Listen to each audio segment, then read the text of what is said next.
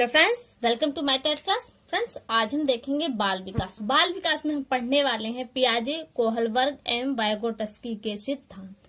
Friends, अगर यहाँ पे हम इस टॉपिक की बात करें तो पियाजे अपने आप में एक ऐसी शख्सियत है जहां से आपके 2 से 3 प्रश्न हर एग्जाम में आने वाले हैं। यानी कि अगर आप टीटी का पुराना पेपर, सी टेट का हो, यूपी टीटी का हो या किसी भी टीटी का हो, आप उठाकर देखें तो आपसे वहां पे पियाजे से 2 या 3 प्रश्न तो अनिवार्य रूप से पूछे जाते हैं। तो अपने आप में मोस्ट इम्पोर्टेंट है पियाजे। तो पियाजे को किसी कंडीशन पे छोड़ना शायद एक मूर्खता ही होगा। तो आज हम देखेंगे पियाजे और कोहलबर्ग और वेस्टर्न, तीनों लोगों को यहाँ पर देखेंगे एक साथ। देखिए, जो मानव विकास की वृद्धि और विकास है ये कई अवस्थाओं में होता है और इन अवस्थाओं का बहुत सारे मनोवैज्ञानिकों ने अध्ययन किया और इस अध्ययन के उपरांत उन्होंने अपने अपने सिद्धांत प्रतिपादित किए। और इन सिद्धांतों में अगर सबसे बेस्ट सिद्धांत के जो ज्यादा उल्लेखनीय वो रहे हैं वो पियाजे का रहा है, कोहलबर्ग और वेस्टस्की के सिद्धांत है जो बहुत ही ज्यादा उल्लेखनीय रहे हैं। अब यहाँ पे हम तीनों लोगों की अलग अलग जो सिद्धांत है उनको देखेंगे और उनकी जो अवस्थाएं हैं उनको देखेंगे। तो पहले हम देखते हैं पियाजे को। देखिए, यहाँ पे हमने प्रतिपादक लिया है, यानी कि किस सिद्धांत को किसने प्रतिपादित किया है, वो अवस्थाएं, वो कौन कौन सी अवस्थाएं हैं और उन अवस्थाओं की आयु क्या है और उन अवस्था विशेष की क्या विशेषताएं हैं, इनको जानेंगे। पहले हम देखते हैं पियाजे को।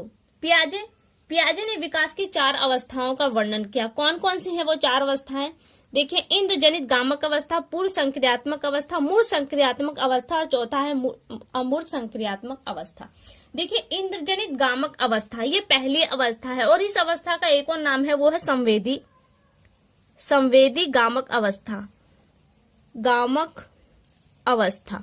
और ये अवस्था कब से कब है? ये जन्म से 2 वर्ष तक चलती है, जन्म से 2 वर्ष तक। और इस अवस्था की जो विशेषताएं होती है कि बच्चा, पियाजे का कहना था कि हर उम्र में बच्चा अपनी बुद्धि का प्रयोग करता है। तो उन्होंने ये बात यहाँ पर भी सिद्ध करनी चाहिए और कहा कि देखिए, जब बच्चा जन्म लेता है तो धीरे धीरे उसमें जो 2 वर्ष तक का विकास होता है वो कैसे आपको पता है, वो बोल तो सकता नहीं, तो वो क्या उसके व्यवहार के माध्यम से हम उसकी बुद्धि का आकलन करते हैं।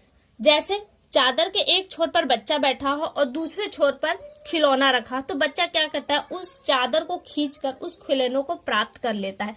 तो ये कहीं ना कहीं क्लियर हो जाता है कि वो जो इंद्रजनित गामक अवस्था है उस अवस्था में बच्चे का बौद्धिक विकास हो रहा है, यानी कि बौद्धिक विकास वहां पर हो रहा है, ये क्लियर हो जाता है। तो यहाँ से ये कन्फर्म हो गया कि जो बुद्धि की विकास है वो हर अवस्था में कम या ज्यादा अपने रूप में होता ही रहता है।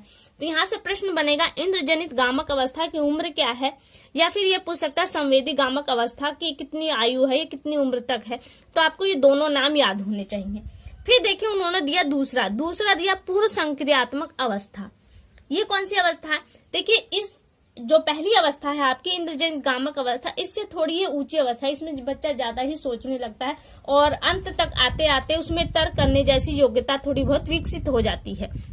और साथ में ये भी कहा कि जिसके बच्चे में जो वस्तु स्थायित्व की अवस्था है वो भी जागृत हो जाती है। यानी कि अगर यहाँ से प्रश्न बनेगा वस्तु, देखिए वस्तु स्थायित्व, यानी कि वस्तु स्थायित्व की अवस्था कौन सी है, तो वो पूर्व संक्रियात्मक अवस्था है जो 2 से 7 वर्ष चलती है। अब वस्तु स्थायित्व क्या है? देखिए, जब बच्चा छोटा होता है, कोई ऐसी चीज उसके हाथ में चली जाए जो खराब होने लायक हो, या कोई ऐसी चीज चली जाए जिससे बच्चे को किसी तरह की हानि पहुंचे, तो ऐसी कंडीशन में क्या करता है, आप उस चीज को हटाना चाहते हैं उसके पास से, तो क्या करता है, आप कहते हैं, जब इस अवस्था में होता है तो आप उस खिलौने को हटा कर कहते हैं कि कौवा ले गया, तो वास्तव में बच्चा ये मान लेता है कि वाकई में वो खिलौना हट चुका है।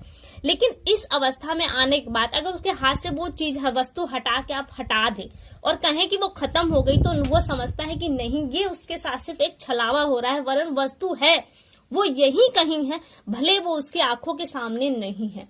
आंखों के सामने नहीं होने की वजह से वो ये क्लियर हो जाता है, उसके दिमाग में कहीं ना कहीं बात चलती रहती है कि वस्तु तो है, भले वो उसकी आंखों के सामने नहीं है। और इसी अवस्था को कहा गया वस्तु स्थायित्व, यानी कि वो वस्तु के स्थायित्व को समझ जाता है। इसी कारण से यहाँ से एक प्रश्न बनता है कि वस्तु स्थायित्व किस अवस्था में जागृत होता है, तो वस्तु स्थायित्व आपका पूर्व संक्रियात्मक अवस्था आप देख रहे हैं कि 2 से 7 वर्ष तक होती है, इसमें आता है।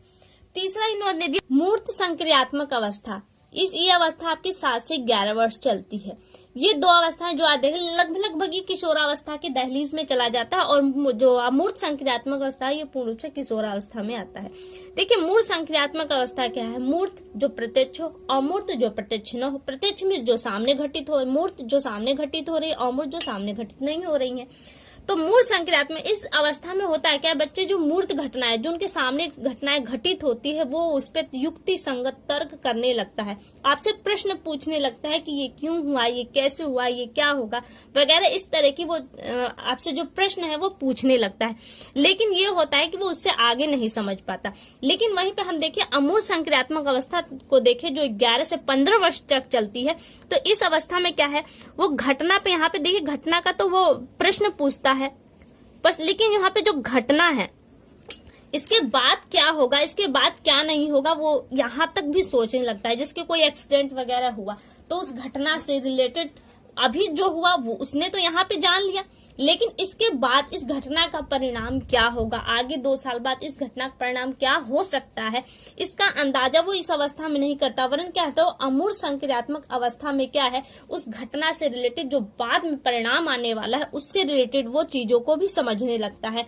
यानी कि एक ऐसी चीज है जो अमूर्त रूप से उसके सामने नहीं है, उस रूप में भी वो उस चीज को लेकर अपनी चिंता करने लगता है, परिकल्पना स्थापित करने लगता है। तो ये होता है आपका मूर्त संक्रियात्मक अवस्था। तो यहाँ से ये आपकी 4 अवस्थाएं मोस्ट इंपॉर्टेंट है, क्योंकि यहाँ से आपके इतने से ही आपके 2 प्रश्न उठ सकते हैं। और देखिए एक बात यहाँ पे, वस्तु स्थायित्व जो है, यहाँ से प्रश्न बनेगा वस्तु स्थायित्व किस अवस्था में स्थापित होता है? तो वस्तु आपके पूर्व संक्रियात्मक अवस्था में स्थापित होता है, और इसे एक और नाम भी कहा जाता है यहाँ पे अंतःप्रज्ञ काल, अंतःबोध का काल भी इसे कहा जाता है, या फिर अंतःप्रज्ञ काल, क्योंकि यहाँ से वो अंतर ही अंतर, उसे ज्ञान हो जाता है कि कोई चीज है और वो उसी के हिसाब से अपना व्यवहार प्रदर्शित करता है। तो ये तो हो गए आपके पियाजे का संज्ञानात्मक विकास का सिद्धांत। अब हम देखेंगे, देखिए कोहल वर्ग को देखेंगे। कोहल वर्ग ने बच्चे के विकास को नैतिक विकास से जोड़ा। उन्होंने कहा कि बच्चे का जैसा नैतिक विकास होता है उसकी वैसा ही उसका व्यवहार होता है, उस वैसा ही वो हर चीज को सीखता है। तो यहाँ पे कोहल वर्ग ने अपने सिद्धांत को 3 पार्ट में डिवाइड किया। उन्होंने पहला लिया पूर्व नैतिक अवस्था जो 4 से 10 वर्ष है। देखिए यहाँ से 0 से अगर 3 वर्ष की बात करें तो वो नहीं किया उन्होंने। आपके लोगों कोहल वर्ग ने ये कहा कि बच्चे में नैतिक विकास 3 वर्ष तक नहीं होता, इसलिए उन्हें 3 वर्ष को छोड़ दिया और 4 वर्ष से 10 वर्ष की अवस्थाओं का गणना किया। तो यहाँ पे क्या क्या कि वो परंपराओं जो नैतिक है उसमें नैतिक विकास होता है, जैसा आप उसे देंगे वैसा ही उसके अंदर नैतिक विकास बढ़ेगा। दूसरा दिया परंपरागत नैतिक अवस्था। देखिए जो हमारे समाज में कुछ परंपराएं हैं जो चली आ रही हैं, उन परंपराओं का वहन करने लगता है। किस अवस्था में? परंपरागत नैतिक अवस्था में, जो 10 से 13 वर्ष होती है। वो परंपराओं को चलाता है, परंपराओं को उसी के हिसाब से अपना व्यवहार करता है और परंपराओं का वहन करता है। फिर आगे दिया गैर परंपरागत नैतिक अवस्था। देखिए परंपरागत परंपराओं का वहन करता है, गैर परंपरागत यानी कि वो परंपराओं का वहन नहीं करता। कुछ चीजें हैं जो बच्चों को हम सिखाते हैं, लेकिन ऐसी कंडीशन में बच्चा जब आगे चला जाता है, आप देख सकते हैं कि गैर परंपरागत जो अवस्था है वो 13 वर्ष से अधिक आयु की है। तो ऐसे कंडीशन में होता है क्या, बच्चा अपने से कुछ तर्क बनाता है, वो अपने से स्वतः ही कुछ नैतिक, क्योंकि उद्वेलन की अवस्था होती है, वो कुछ ऐसी घटनाएं होती हैं जिन्हें वो क्या सोचता है कि वो सही है और समाज गलत है, तो वो क्या करता है, उन चीजों को एक्सेप्ट करने से इनकार करता है। जैसे कोई बड़ा बुजुर्ग आपके घर में आता है, आपकी नजर में वो अच्छा है तो आप कहेंगे बेटा पैर छू लो, बट क्या है उस बालक के नजर में वो बुजुर्ग ठीक नहीं है, तो वो क्या है, वो अपना तर्क बनाता है, अपना नैतिक विचार देता है कि ये उनके पैर के छूने के योग्य नहीं है, तो वो उनके पैर को क्यों छुए, तो वो इस चीज से इनकार करता है। लेकिन पिता सोचते हैं कि ये एक हमारी परंपरा है कि हम बुजुर्गों का पैर छुए, तो इस कंडीशन में बच्चा उसका पैर छुए। तो यहाँ से क्या होता है, वो गैर परंपरा यानी कि अपने नैतिक, जो उसके अंदर नैतिक का विकास होता है उसके हिसाब से अपने व्यवहार को धारण करता है। फिर आगे आपके वैगोटस्की का समाजीकरण का सिद्धांत। वैगोटस्की ने यहाँ से अपने समाजीकरण का सिद्धांत दिया। इन्होंने कहा कि जो बच्चे का समाजीकरण होता है, जो व्यवहार होता है, वो टोटल समाजीकरण पे निर्भर होता है।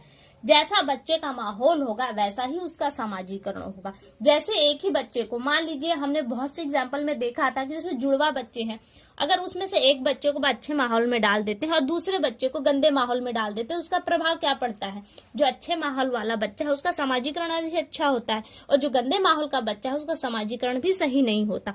तो उन्होंने कहा कि अगर बच्चे में एक अच्छा व्यक्तित्व बनाना है तो आपको उसका बढ़िया सामाजिकरण करना होगा, और बढ़िया सामाजिकरण हो इसके लिए उन्होंने क्या कहा?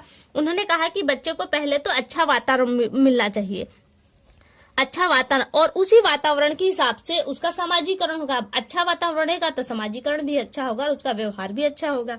उन्होंने कहा कि खेल की भरपूर सुविधाएं मिलनी चाहिए, खेलने की जो रुचि है उसके हिसाब से उसको खेलने की व्यवस्थाएं भी मिलनी चाहिए। साथ में कहा कि पढ़ने की व्यवस्थाएं भी होनी चाहिए। पढ़ने की व्यवस्था यानी कि देखिए, हर बच्चे की जो ऑब्जर्व करने की क्षमता होती है वो अलग अलग होती है, तो बच्चा जैसा क्षमता रखता है उसके हिसाब से उसे पढ़ने की व्यवस्था होनी चाहिए, और उसके हिसाब से उसकी एजुकेशन होगी तो बच्चा का जो सामाजिकरण है वो बेस्ट होगा। फिर उन्होंने कहा कि उनको जो बेसिक जरूरत होती है, बच्चे देखिए हर बच्चे की एक बेसिक जरूरत होती है, अगर उस जरूरत को बच्चे के हिसाब से अगर पूरा किया जाए तो बच्चा स्वतः ही अच्छा सामाजिकरण प्राप्त होगा और वे अच्छा व्यक्तित्व का बालक बनेगा। तो यही कहा जा रहा है, उन्होंने कहा कि जो बच्चे का सामाजिकरण है वही अगर अच्छा हुआ तो बच्चा भी अच्छा ही होगा। तो फ्रेंड्स, उम्मीद करती हूँ कि यहाँ से आपको पियाजे, कोहलबर्ग और वेरोट्स्की के जो ये सिद्धांत है वो समझ में आया होगा। और मैं एक बार फिर से आपको बता दूं कि यहाँ पे पियाजे का जो सिद्धांत है वो मोस्ट इम्पोर्टेंट सिद्धांत है। तो ये अवस्थाएं और किस अवस्था में क्या उम्र है और इनकी जो विशेषताएं हैं वो आपको याद होना चाहिए, एकदम कंठस्थ होना चाहिए, क्योंकि यहाँ से हो सकता है कि एक नहीं, दो नहीं, तीन प्रश्न आपसे पियाजे से पूछ दे। तो उम्मीद करती हूँ कि आपको समझ में आएगा। अगली वीडियो में आपसे फिर मुलाकात होगी, तब तक के लिए नमस्कार।